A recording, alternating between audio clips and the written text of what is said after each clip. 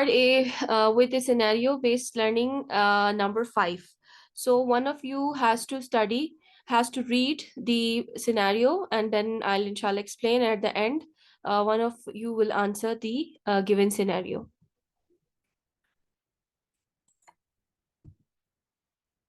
Any one of you read this scenario?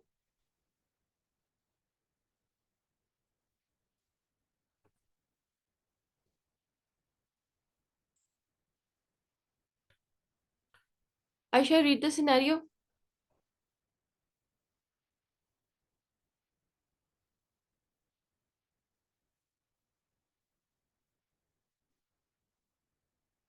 Aisha, please read the scenario. Yes, ma'am. Yes, ma'am. A 34-year-old male comes to office complaining of bilateral tingling and pain in his hand, which becomes more intense during exercise. He has also noticed that his fingers turn white and become numb when exposed to cold. He is an active heavy smoker, drinks occasionally, uh, uh, and uh, and denies illicit drug use. The patient's medical history is unremarkable, apart from recurrent small and self-limited lower limb ulcerations since his 30s, involving mainly the toes. He denies gross hematuria, bloody stools, cough, and shortness of breath. During the clinical examination, the hands are found to be cool, mildly edematous, and the tips of the fingers have a black discoloration. The Allen test is performed and it is abnormal for both hands. Lungs clear on auscultation. S1 and S2 heart sounds are normal without any murmurs. Abdominal examination is unremarkable. The blood pressure of the patient is 131 by 79 millimeter Hg. His heart rate is 68, 68 and It beats per minute. his respiration beats per minute, and his respiration rate is 14 breaths per minute. Which of the following is the most likely diagnosis in the patient? Asymptomatic lupus erythematosus, SLE, Takayasu arthritis, thromboangiitis obliterans, leukocytoclastic vasculitis, and antiphospholipid syndrome, acute limb ischemia due to EAD. Okay, PAD is basically peripheral arterial disease. Okay, we have read the coronary artery disease, which was CAD, and now we are into the peripheral arterial diseases. So let me explain first, and then inshallah you will be able to answer this scenario and we will read it again. ठीक है, peripheral arterial disease में जो सबसे पहले important चीज है इसकी as लाजमी देखें कि it is common 55 to 75 years. ठीक है, बेसिकली डेविडसन में आपके ऑब्वियसली यूके की वैल्यूज वगैरह मेंशन्ड है, लेकिन ये international studies most of the time apply होती है हर जगह, और यहाँ पर भी जो एज ऑफ प्रेजेंटेशन है basically 55 to 75 years of age है. ठीक है ना, जैसे कोरोनरी आर्टरी डिजीज के अंदर एथेरोस्क्लेरोसिस की वजह से सिम्टम्स होते थे, सिमिलरली पेरिफेरल अगर आर्टरीज में एथेरोस्क्लेरोसिस होगी तो it will be known as peripheral arterial disease. ठीक है, इसका जो कॉमनेस्ट सिम्टम है ना, ये याद रखें, इंटरमिटेंट क्लॉडिकेशन. पेशेंट जो है आपसे कंप्लेन करेगा कि व्हेनेवर आई डू एक्सरसाइज और I walk, I start feeling pain in the lower limbs, and when I rest it gets better. So आप देख रहे हैं कि ये बिल्कुल इंजाइना की तरह का जो है ना पेन होता है. तो this is known as intermittent claudication when it is associated with the limbs, lower limbs mostly. Peripheral arterial disease mainly जो है लोअर लिम्स को अफेक्ट करती हैं, एंड बेसिकली इसमें तकरीबन सिर्फ 1 to 2% ऑफ द पेशेंट्स ऐसे होते हैं इंटरमिटेंट क्लॉडिकेशन के जिनको रीवस्कुलराइजेशन की जरूरत पड़ती है. ठीक है, कोरोनरी आर्टीरियल डिजीज में ये परसेंटेज ज्यादा है, लेकिन पेरिफेरल आर्टीरियल डिजीज में जब मोर देन 70% स्टेनोसिस हो जाती है तो तब जो है आप रीवस्कुलराइजेशन की तरफ जाते हैं. री मीन्स अगेन वस्कुलराइजेशन, मतलब आप दोबारा से उसकी वस्कुलराइजेशन को बहाल करते हैं. ठीक है, जो एनुअल मोर्टालिटी है पीपल की with intermittent claudication is about 5%, which is 2 to 3 times higher than the general population of the same age and sex. ठीक है, अगर जनरल पॉपुलेशन जो है आप 55 to 75 ईयर्स ऑफ एज को कंपेयर करें उस उनके मुकाबले में जिनको पेरिफेरल आर्टेरियल डिजीज है विद इंटरमिटेंट क्लॉडिकेशन, उनके अंदर जो है death is 5%, which is more than the same age people, same sex people of the general population.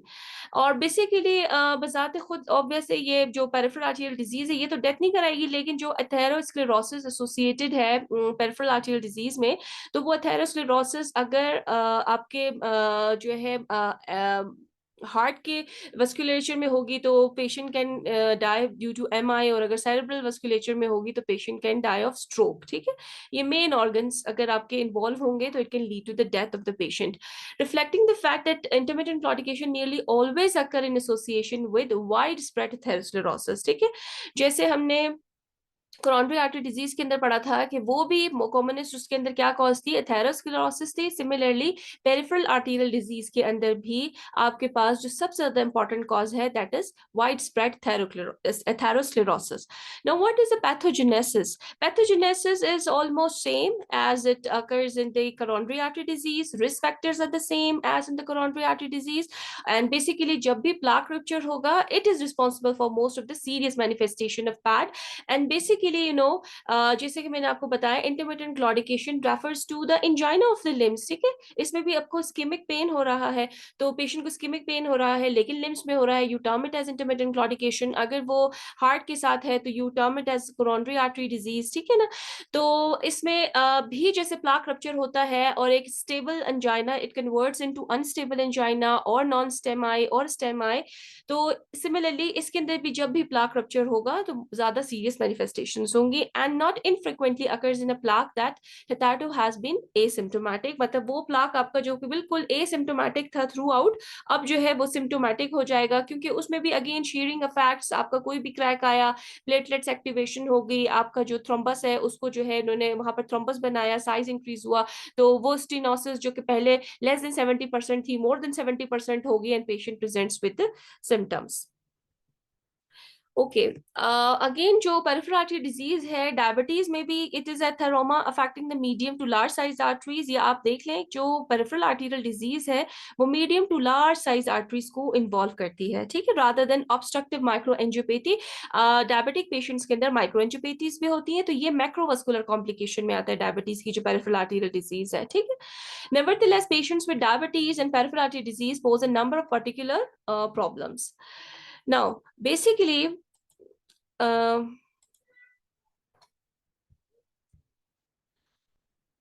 these are the factors that influence the clinical manifestation of the peripheral arterial disease. ठीक है, anatomical side of अगर ये cerebral circulation को involve कर रही है तो patient transient ischaemic attack के साथ आएगा। What is amaurosis fugax? Anyone? What is amaurosis fugax? This is a transient loss of vision. ठीक है, patient comes with transient loss of vision and afterwards जो है ना patient better हो जाता है। and vertebrobasilar insufficiency, vertebral arteries दो right and left मिलके basilar artery बनाती है और वो फिर जो है ना पीछे की circulation में help करती है।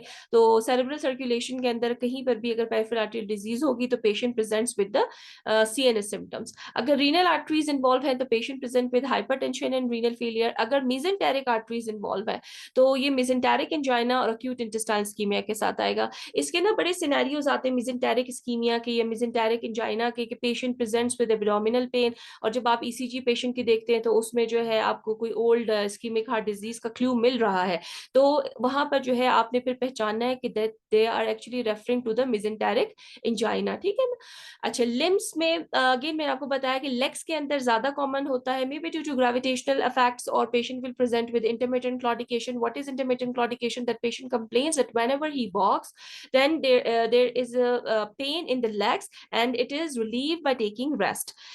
ये जो है इसकी टाइप्स हैं, critical limb ischaemia, acute limb ischaemia, we will discuss in detail.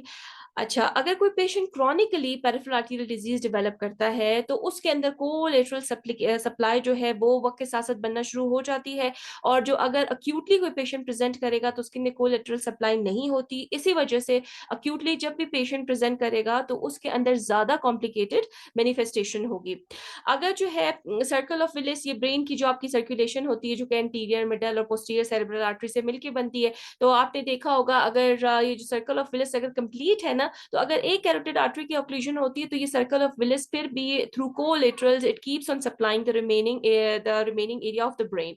And in a patient without cross circulation, अगर क्रॉस सर्कुलेशन ना हो या जेनेटिकली कंजेनिटली किसी पेशेंट का circle of Willis not complete, तो patient will present with stroke. ठीक है। Where peripheral arterial disease develops slowly, a collateral supply will develop, same चीज जो मैंने आपको बताई, and sudden occlusion of a previously normal artery is likely to cause severe distal ischemia. Whenever there will be a sudden occlusion, it will lead to the ischemia. अगर chronic occlusion होगी तो there will be development of the collateral supply, and patient की जो presentation है ज्यादा claudication के साथ होगी। लेकिन अगर acute ischemia, acute occlusion के साथ है, then patient will present with distal ischaemia. Basically mechanism of injury इसमें अगर देखें तो हीमोडायनेमिक्स इंपॉर्टेंट है आपका। अगर 70% से ज्यादा जो आर्टीरियल डायमीटर है वो इन्वॉल्व होगा, that is termed as critical stenosis, and it will actually the indication of for the revascularisation और एंजियोप्लास्टी इन द पेशेंट। अगर 50% है, लेस देन 70% है, तो you don't actually do any intervention in these patients. ठीक है, उनका simply आप फिर लिपिड प्रोफाइल उनका कंट्रोल करेंगे, उनका डायबिटीज कंट्रोल करेंगे, that we will discuss later in detail. Then we have the thrombotic injury. Thrombus और एम्बोलिज्म का मैंने उस दिन भी आपको फर्क बताया था। थ्रोम्बस जो है एक लॉन्ग स्टैंडिंग फिनोमेना होता है, आहिस्ता आहिस्ता करके बनता है, जबकि यही थ्रोम्बस जब भी there will be shearing of the thrombus it will lead to the embolism. और जो एथेरो एम्बोलिक जो आपके पास प्रेजेंटेशन होती है that is with the acute limb ischaemia. और ये combination of thrombosis and athero embolism दोनों एक साथ भी हो सकती है। Now we come towards the clinical features. अच्छा, इसके जो है ना क्लिनिकल फीचर्स आप याद रखें कि क्लिनिकल फीचर्स इसकी तकरीबन आपके पास 5 तरह की हो सकती हैं, और ये डिपेंड करता है कि कौन सी साइट को आपके जो ऑक्लूजन है या स्टेनोसिस है वो इन्वॉल्व कर रही है। इंटरमिटेंट क्लॉडिकेशन मैंने आपको बताया, नंबर 1 इसकी इंटरमिटेंट क्लॉडिकेशन है, second is critical limb ischaemia, then we have acute limb ischemia, and then we have thromboembolism, and then we have subclavian steal syndrome। ये सब क्या होते हैं हम इनको इंडिविजुअली पढ़ते हैं। जो आपके क्लिनिकल फीचर्स होंगे और it will definitely depend on the site that is involve, जो कि हमने प्रीवियस टेबल में बिल्कुल डिटेल में डिस्कस किया है। इंटरमिटेंट क्लॉडिकेशन, अच्छा ये प्रेजेंटेशंस बहुत होती है, पेशेंट इंटरमिटेंट क्लॉडिकेशन के साथ बहुत आते हैं और उनके सिनेरियोज भी इसी तरीके से बनेंगे। तो ये जो पेरिफेरल आर्टेरियल डिजीज है ये एक इंपॉर्टेंट टॉपिक है regarding your MCQs as well. तो अगर इंटरमिटेंट क्लॉडिकेशन मैंने आपको बताया कि लोअर लिम्स के अंदर ज्यादा ये अफेक्ट करता है, और जो पेन है it is usually felt in the calf, and whenever अगर हम देखें तो ये commonly affect the superficial femoral artery, but it may be felt in the thigh or buttock if the iliac arteries are involved, and typically the pain comes on after walking। same thing जो मैंने आपसे discuss की कि walking के बाद होगा, exertion के बाद होगा, and often once a specific distance has been covered rapidly subsides on resting। ठीक है, रेस्ट के साथ ये ठीक हो जाता है, टिपिकल एंजाइना की तरह की इसकी प्रेजेंटेशन होती है। और whenever you resume the walking it leads to the return of the pain, and most patients describe a cyclical pattern of exacerbation and resolution due to the progression of the disease and the subsequent development of collaterals।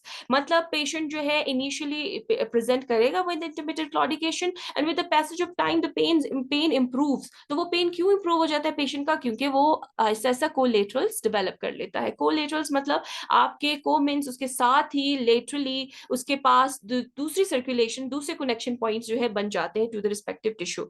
And whenever peripheral arterial disease affects the upper limbs then patient obviously present with arm claudication, and although this is uncommon, so intermittent claudication is common in the lower limbs। अच्छा, then we have a critical limb ischemia। Critical limb ischaemia and acute limb ischaemia, इनमें फर्क क्या है? जो critical limb ischemia है इसमें basically एक तो ये कि पेशेंट के जो प्रेजेंटेशन होती है मोर देन 2 वीक्स की कंप्लेंट्स होंगी पेशेंट की, जबकि अक्यूट लिम्ब इस्कीमिया के अंदर जो है अक्यूट थ्रोम्बोटिक ऑक्लूजन की वजह से एकदम से पेशेंट जो है अक्यूट और ज्यादा ड्रास्टिक कॉम्प्लिकेशंस के साथ प्रेजेंट करेगा, स्कीमिया के साथ प्रेजेंट करेगा। इसके जो है ना 5 पीज हैं, ये फिर हमें अभी पढ़ते हैं। 5 पीज बहुत इंपॉर्टेंट है, वाइवस में भी पूछते हैं आप लोगों से, ठीक है। तो अगर ये ग्रेटर देन 2 वीक्स में प्रेजेंट कर रहा है, we term it as critical limb ischaemia, और अगर अक्यूटली प्रेजेंट कर रहा है, we term it as acute limb ischemia.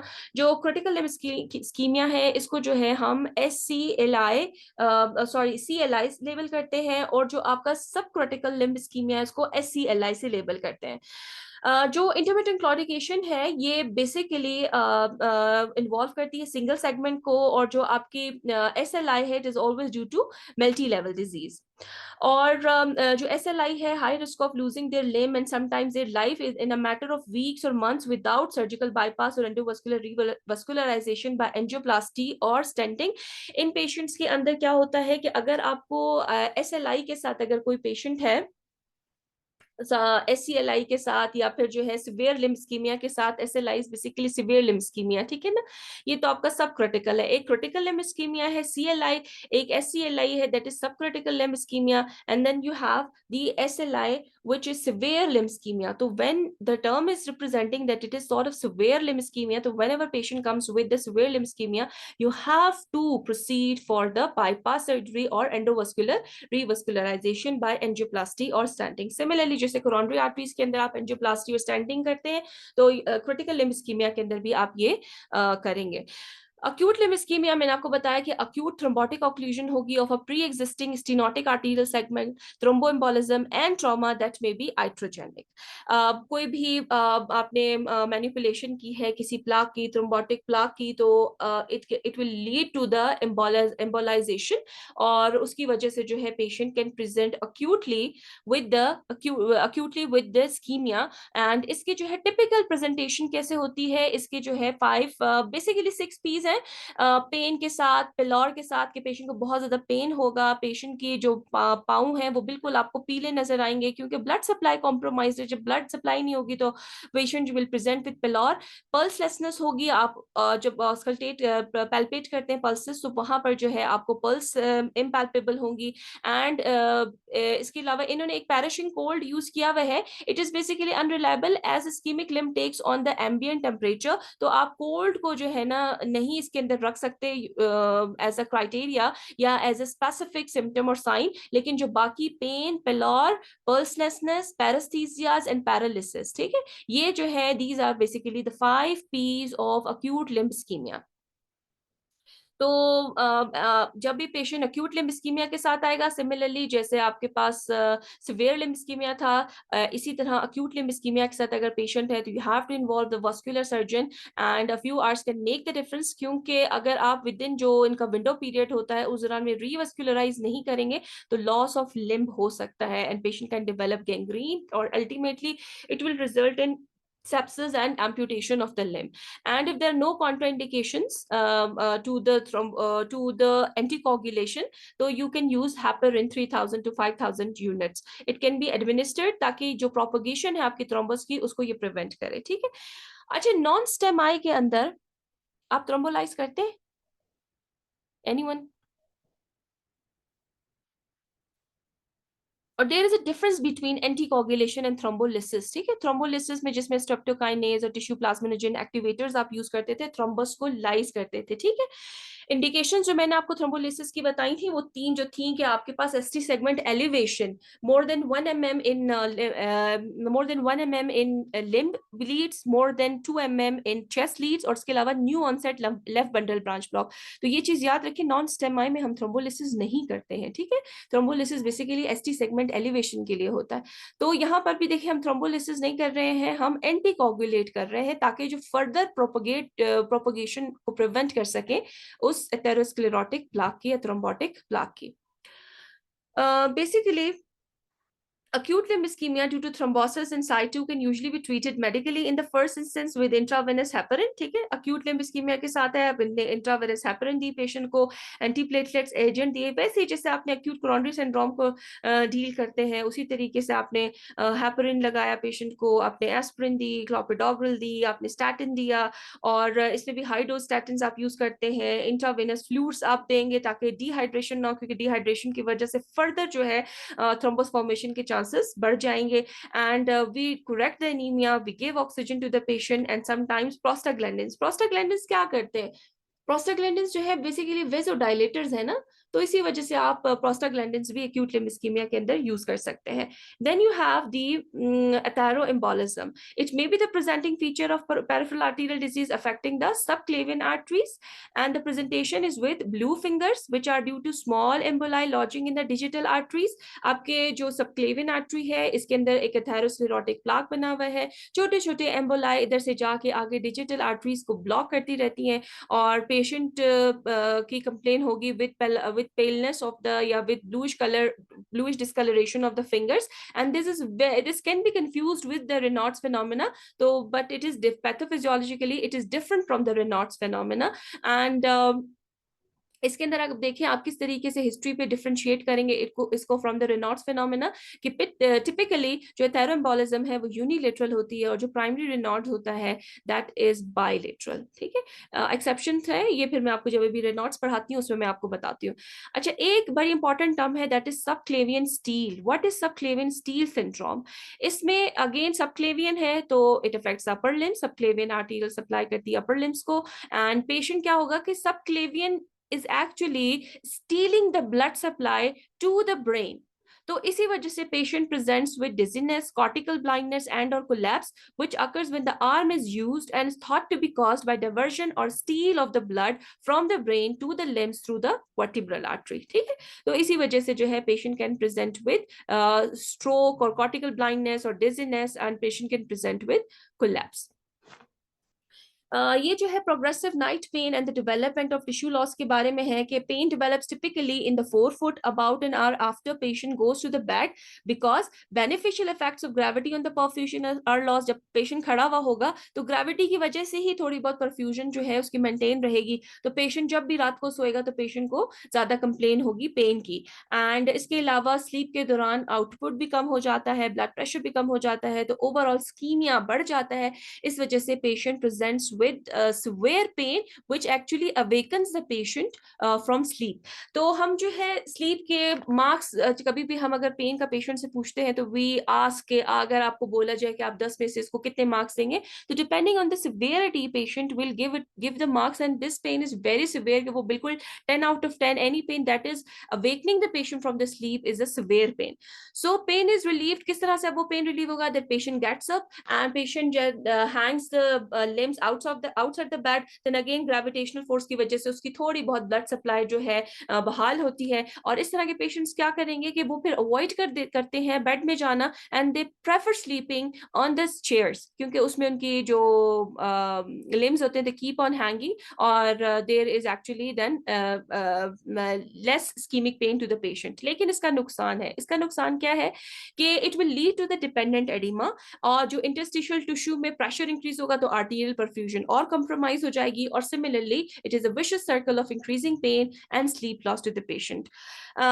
आपकी जो trivial injury it fails to heal, and entry of bacteria leads to the infection and increase in metabolic demands of the foot, which again is whenever the metabolic demand of the foot is increased and blood supply is compromised, patient will present with more pain, and there will be जब भी जो आपके patient ulcers के साथ present करेगा that ultimately can lead to the gangrene. और gangrene जब एक दफा बन गई तो it is a dead tissue and you need to amputate the limb of the patient. इसीलिए जो intermittent claudication है उसको very first presentation पे ही आपको पिक करना चाहिए ताकि पेशेंट को आप बहुत सारी कॉम्प्लिकेशन से प्रिवेंट कर सकें. Now what are the investigations? अगर हम इसको ना भी पढ़ें, हमने जो है जो अभी कोरोनरी आर्टरी डिजीज पढ़ी थी, तो अगर उसी को जहन में रखते हुए थोड़ा बहुत आप इन्वेस्टिगेशंस मुझे बता दें इसकी.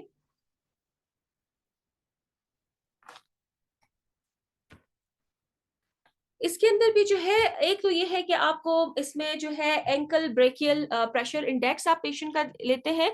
सिमिलैरिटी इसके अंदर जो इसके साथ है कोरोनरी आर्टरी डिजीज की है कि इसके अंदर भी आप एमआरआई या सीटी करते हैं with intravenous injection of the contrast. लेकिन इसमें भी सबसे पहले इन्होंने इधर जो है आई थिंक मेंशन नहीं किया है, लेकिन जो सबसे ज्यादा इंपॉर्टेंट इन्वेस्टिगेशन इसके अंदर क्या है, आपकी सीबीसी इंपॉर्टेंट होगी ना. सीबीसी के अंदर आप वही एनीमिया देखेंगे ताकि एनीमिया को करेक्ट किया जा सके। उसके बाद जो है आपके अदर बेसलाइन इन्वेस्टिगेशंस के साथ साथ you can go for the Doppler's, that is duplex ultrasonography, you can go for the MRI and CT with intravenous injection of contrast agents. And एक और मोडालिटी जिसके अंदर जो है इसका नाम इन्होंने लिया हुआ है, that is IADSA, that is intra arterial digital subtraction angiography. आप लोगों के लिए नेसेसरी, अगर सिर्फ नाम भी याद रहे, basically it is a process of revascularisation. Another investigation should look for evidence of treatable, ये यहाँ पर नीचे उन्होंने बताया हुआ है that आपने थ्रोम्बोसाइथीमिया भी देखना है और उसके अलावा HB भी देखना है, आपने पेशेंट की लिपिड प्रोफाइल करनी है, आपने पेशेंट का ब्लड ग्लूकोज कराना है, ताकि जितने भी रिस्क फैक्टर्स हैं आप उनको भी साथ में डील कर सकें। मैनेजमेंट कैसी है? सबसे पहले वही इसके अंदर भी लाइफस्टाइल मॉडिफिकेशन है, स्मोकिंग सेसेशन कराएंगे पेशेंट की, और आप क्या कराएंगे, आप पेशेंट को रेगुलर एक्सरसाइज का बोलेंगे, एंटीप्लेटलेट एजेंट्स देंगे, you can consider low dose factor 10A inhibitor, that is rivaroxaban 2.5 milligram twice daily. You can also go for the reduction of the cholesterol, यानी कि स्टैटिन्स आप देंगे, डाइट के बारे में पेशेंट को बताएंगे, वेट लॉस के बारे में बताएंगे, एंड आप जो अंडरलाइन कंडीशन है, डायबिटीज है, हाइपरटेंशन है, एनीमिया है, उसको आप कॉन्कॉमिटेंटली ट्रीट करेंगे। अच्छा जी, ये तो होगी इसकी management. Now what is this ankle brachial pressure index? Anyone? Index basically refer to the ratio, ठीक है। एंकल पहले आ रहा है तो उसका मतलब है आप ऊपर एंकल रखेंगे, ब्रैकियल नीचे आ रहा है तो उसका मतलब है नीचे ब्रैकियल रखेंगे, और उनके जो प्रेशर्स हैं उनका आप रेशो लेते हैं, ठीक है। एंकल जोन सा भी लिम्ब इस्कीमिया है, आप उसके ऊपर जो है अपना बीपी जो कफ है वो बांधेंगे, उसका प्रेशर देखेंगे। उसके बाद जो है आप जो ब्रेकियल पल्स है उसको, जो नॉर्मली जिस तरीके से आप ब्लड प्रेशर लेते हैं, ब्रेकियल ब्लड प्रेशर देखेंगे, और जब आप एंकल वाले ब्लड प्रेशर को ब्रेकियल से डिवाइड करेंगे, then you get the ratio. तो बेसिकली हेल्दी इंडिविजुअल्स के अंदर ये रेशो 1 के इक्वल होती है, लेकिन अगर इंटरमिटेंट क्लॉडिकेशन के साथ है तो दैट इज 0.5 to 0.9, और बिल्कुल क्रिटिकल लिम्ब इस्कीमिया है तो this index is less than 0.5। तो less than 0.5 is critical limb ischemia, between 0.5 to 0.9 is basically intermittent claudication, and when it is 1 or above, it is 1 when it's normal, ठीक है। it maybe it, ये जो है कुछ conditions के अंदर 1 से ज्यादा भी होता है। I'm unable to recall at the moment, I think जो बिल्कुल आपकी calcified arteries होती है ना, उसके अंदर it is greater than 1, but I'll confirm and let you people know. Management भी मैंने आपको बता दी, ठीक है। Now we come towards the Burgers disease. Burgers disease क्या है? Burgers disease को हम thromboangiitis obliterans भी बोलते हैं। It is basically an inflammatory disease of the arteries. अब आपने देखा peripheral arterial disease was atherosclerotic disease. This is basically the inflammatory disease of the arteries that is distinct from atherosclerosis. अच्छा, इसकी जो age of presentation है that is 20 to 30 years, जबकि जो peripheral arterial disease थी that इसकी presentation was more than 55 years of age. And वो भी smokers में common है, ये भी smokers में common है, लेकिन ये ज्यादातर males के अंदर जो है common होती है। And it is characterized by it basically characteristically affects the distal arteries, ठीक है। जो peripheral arteries थी वो ज्यादा proximal arteries को peripheral arterial disease affect करती थी, जबकि ये ज्यादा distal arteries को करती है, small arteries को करती है। and इसके अंदर भी patient will present with the claudication of the feet, not basically उसके अंदर आप peripheral arterial disease में अगर देखें तो leg cramps हो रहे थे, इसके अंदर कहाँ का पेन होगा? feet का पेन होगा, और rest pain in the fingers or toes। तो बिल्कुल जो आपकी peripheries हैं, fingers के ऊपर, toes की जो है toes के ऊपर patient will present with the ischemic pain, जबकि peripheral artery disease के अंदर पूरा lower limb आपका involved है, और mainly वो कहाँ पर pain होता है? calves के अंदर होता है। अच्छा, it may also affect the veins, वो that was peripheral arterial disease, लेकिन जो आपका Burgess disease है जिसको हम thromboangiitis obliterans भी बोलते हैं, it can affect the veins as well, giving rise to superficial thrombophlebitis. Thrombophlebitis is basically inflammation of the superficial veins, ठीक है। thrombophlebitis, phlegb is for the vessel, और जो है superficial thrombophlebitis यानी पेशेंट के जब आप स्किन देखेंगे तो ऊपर आपको inflamed veins उसके अंदर visible होंगी। It often remits if the patient stops smoking. तो what is the treatment of choice in Burgess disease? You have to ask the patient to stop the smoke, symptomatic therapy आप vasodilators के साथ देते हैं, जैसे मैंने आपको आपको बताया कि प्रोस्टासाइक्लिन्स हैं, वेजोडाइलेटर्स में कैल्शियम चैनल एंटागोनिस्ट है। अच्छा, आप सिंपैथेक्टमी भी इसके अंदर बिल्कुल आगे जाकर हेल्पफुल होती है, क्योंकि फिर इस तरह से क्या होता है कि जो sympathetic stimulation है vessels की, which leads to the vasoconstriction, it is lost. So sympathectomy is basically a treatment modality in the treatment of the thromboangiitis obliterans. तो इसके अंदर जब sympathectomy आप कर देते हैं तो patient की vessels dilate हो जाती हैं। And अगर patient will continue to smoke, तो what is the drastic complication? Major limb amputation. Then last we have the Raynaud syndrome. Raynaud syndrome, अच्छा, अब जो ऑब्लिटरांस वाली डिजीज है that is common in men, जबकि Raynaud syndrome is common in young women. इसके अंदर ये चीज याद रखिए, एक प्राइमरी रेनॉल्ड्स होता है, एक सेकेंडरी रेनॉल्ड्स होता है। प्राइमरी रेनॉल्ड्स जो है बाइलेटरल होता है, सेकेंडरी रेनॉल्ड जो है यूनिलेटरल हो सकता है। और जो सेकेंडरी रेनॉल्ड्स है ये एसोसिएटेड होता है mainly with the connective tissue diseases, जैसे एसएलई के पेशेंट है, सिस्टेमिक स्क्लेरोसिस का पेशेंट है। लेकिन जो प्राइमरी रेनॉल्ड्स है उसके अंदर दैट्स नॉट डेंजरस थिंग। जब भी एक्सपोजर टू कोल्ड होगा, पेशेंट की जो है कंप्लेन होगी पेन की, और इसके अलावा जो है change of colour of the fingers, और similarly you have to consult the patient and you have to tell the patient to avoid exposure to the cold, and you can highly symptomatic patients में again vasodilators भी आप दे सकते हैं, जैसे कि nifedipine, and it may be helpful if symptoms are troublesome. Okay और जो ज्यादा सिवियर रेनॉल्ड सिंड्रोम है, प्राइमरी रेनॉल्ड्स के साथ इतना नहीं होता है, यही चीज यहाँ पर उन्होंने लिखी हुई। जो सेकेंडरी रेनॉल्ड्स है ना, वो यूनिलेटरल भी हो सकता है और उसके अंदर डिजिटल अल्सरेशन भी आती है। प्राइमरी रेनॉल्ड्स जो है ये कोई इतनी खतरनाक डिजीज नहीं है, सिंपली आपको पेशेंट को रीअश्योर कराना है और उसको सिम्टोमेटिक ट्रीटमेंट देनी है, ठीक है। ओके, नाउ हम फर्स्ट उस पर आते हैं, any volunteer which will answer this question now? Anyone?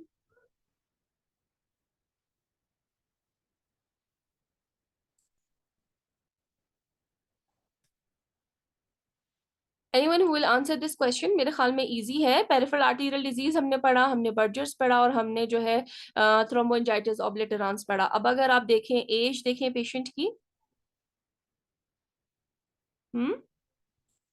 तो क्या होना चाहिए इसका answer? Then most probable peripheral arterial disease. Why peripheral arterial disease? Look at the age. What is the age? Maybe 34 years. 34. तो peripheral arterial Burgess disease. sorry, yes, this is Buerger's disease. 34 years old, mail, ठीक है। ये एक एक clue आपको मिल रहा है। 34 years old है, मेल है, हैवी स्मोकर है, ठीक है। तो और जी जो इन्होंने इतनी ज्यादा नेगेटिव पॉइंट्स आपको दिए ना कि उसको और कोई सिस्टेमिक कंप्लेन नहीं है, तो आप एसएलई को इसमें निकाल सकते हैं। टेकायासु आर्थराइटिस की तो ये प्रेजेंटेशन नहीं होती। थ्रोम्बोजाइटिस ऑब्लिटरांस और पेरिफेरल आर्टीरियल डिजीज या एक्यूट लिम्ब इस्कीमिया जो है, आप इसमें अभी सोचेंगे कि क्या है। तो अगर आप एज ऑफ द पेशेंट देखें, हैवी स्मोकर देखें, तो आप जो है इसमें किस चीज को टिक करेंगे? Thromboangiitis obliterans. What is the treatment of thromboangiitis obliterans? What is the treatment of thromboangiitis obliterans? सबसे पहले पेशेंट शुड स्टॉप स्मोकिंग, ठीक है। उसके बाद आप क्या देंगे? वेजोडाइलेटर्स देंगे, जैसे कि प्रोस्टासाइक्लिन